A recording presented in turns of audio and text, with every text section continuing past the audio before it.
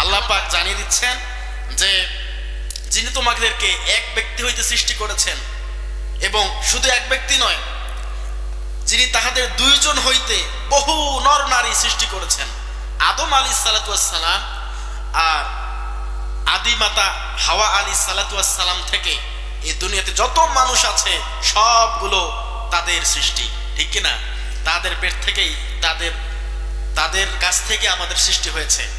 এখন এখানে হিন্দু আছে, বৌদ্ধ আছে, খ্রিস্টান আছে, যত ধর্মের মানুষ দুনিয়াতে বসবাস করে সব ধর্মের মানুষ এই দুইটা মানুষ হইতে সৃষ্টি, আদম এবং হাওয়া আলাইহিস সালাম হতে।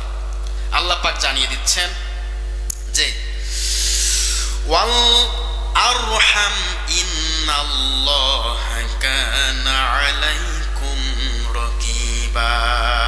তোমরা তোমাদের যাহাকে স্মরণ করে তোমরা তোমাদের স্ত্রীর কাছে গমন করো, তোমাদের আত্মীয় স্বজনদের সাথে সম্পর্ক স্থাপন করো, আমি আল্লাহকে ভয় করে আমি আল্লাহ পাক সবগুলো বিষয়ে খবর রাখি। ইন্নাল্লাহা কানা আলাইকুম রাকিবা, আমি কিন্তু বেখেয়ালি নই। আমাকেই ভয় করে তোমরা ইবাদত করো এবং আমার নির্দেশগুলো তোমরা মেনে চলো।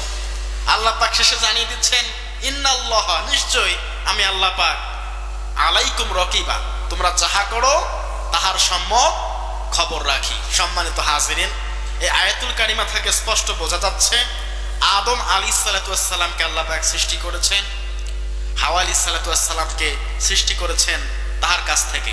আদমের বাম পাঁজরের হাড় থেকে হাওয়া আলাইহিস সালামকে সৃষ্টি করা হয় এবং সেইখান থেকে আমাদের মানব জাতির সূচনা শুরু হয়।